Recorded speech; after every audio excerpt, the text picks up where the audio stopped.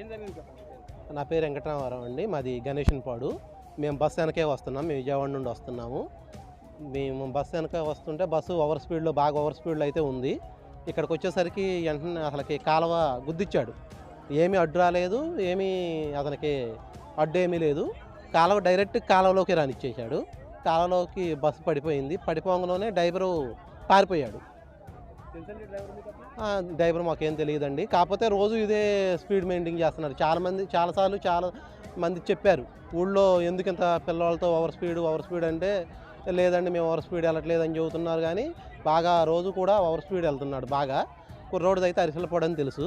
ఆ టైంలో ఎంతమంది ఉన్నారు పిల్లలు? 100 మంది పైన ఉన్నారు సార్. ఎట్లుంది వాళ్ళ కండిషన్ ఏంటి? ఒక 10 మందికి మాత్రం తీవ్రంగా గాయాలైనవి సార్. ఒక 4గురికి నడుములు లేదు సార్, కదలకలేదు. మొత్తం కూడా బయటికి తీసుకొచ్చాం. గట్టిగా తగిలినాయి సార్.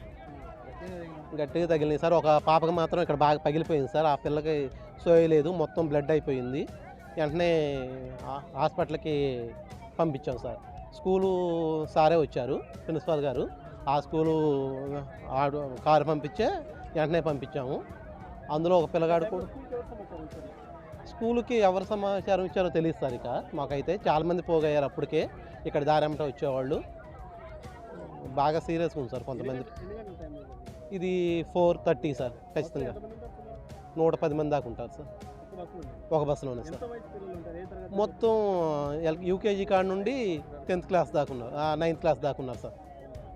గాయాలు అంటే పెద్దవాళ్ళకి తెలియదు, చిన్న పెద్దవాళ్ళకి ఒక 8th క్లాస్ బాబుకి నడుము విరిగిపోయింది సార్. ఇక లేదు, మన పిల్లగాడికి బాగా సివియర్గా ఉంది. ఒక చిన్న పాపకి, యూకేజీ పాపకి మొత్తం ఇక్కడ పగిలిపోయింది సార్. ఇది మొత్తం పగిలిపోయి కుట్లు పడతాయి అనుకుంటా పాపకి. మనకి బ్లడ్ మొత్తం మొహం మీద బాగిది అయిపోయింది సార్. అలాగే ఆ పిల్లకే కొంచెం సోయలేదు సార్. ఇంకో ఇద్దరికి మాత్రం, ఒక బాబుకి చెయ్యి మొత్తం ఇది జారిపోయింది సార్. ఇది మొత్తం పిల్లగాడు అయితే పరిస్థితి బాగలేదు. ఆ పిల్లగాడికి కూడా ఏ సమయంలో ఉంటారు? 4:30 ఆ సమయానికి జరిగింది సార్ ఇది. నా పేరు వెంకటరామారావు అండి. మాది ఈ ఊరు గణేషన్పాడు. మేము బస్ వెనకే కారులో వస్తున్నామండి. మాకు ఆ కటింగ్లోనే చాలా ఓవర్ స్పీడ్తో తిప్పాడు. ఏంటి ఇంత స్పీడ్గా తిప్పుతున్నాడని మేము వెనక అనుకుంటూనే ఉన్నాము. చూస్తూ ఉండగానే ఈ కలవట్టు గుద్దేసి బస్సు బోర్ల పడింది ఇక్కడ.